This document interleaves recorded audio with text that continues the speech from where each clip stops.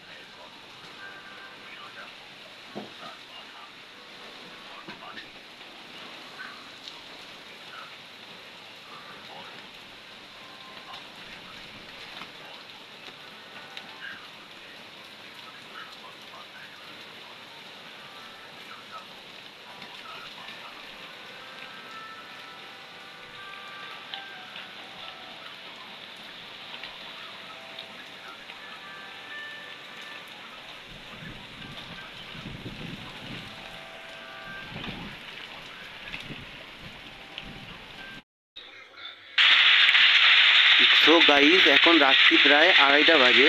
তো এখন আমি শুয়ে পড়বো। এখন আর বেশি করতে পারছি না, কেননা ঘুম ঘুম পাচ্ছে, এরকম ওয়েদার।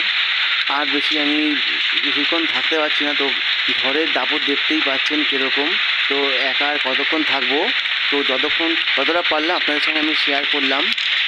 তো দেখুন গাইজ, আমাদের এখানে এখন ভালোই এখন যাই না ভিডিওটা আপলোড দিতে পারবো কি না। যদি ঝড়ের প্রকোপ বেশি হয় তাহলে আমি পড়েও যেতে পারি। বাট এখন দেখা যাক কী হয়, আবার সকালে কথা হচ্ছে।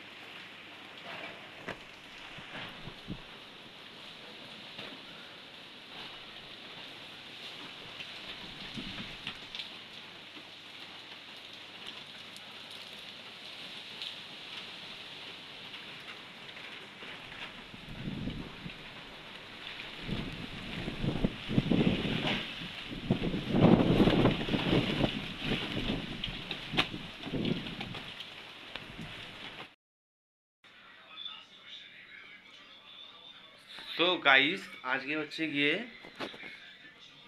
যেই দিন ঝড় হয়ে গেছিল তার পরের দিন। তো এখন কালকে রাতে আমি প্রায় 2:30 পর্যন্ত ছিলাম। তারপরে তো যেটা হয়েছে, যা যা দেখেছি ঝড়ের প্রকোপটা পুরাই তোমাদের সাথে শেয়ার করেছি।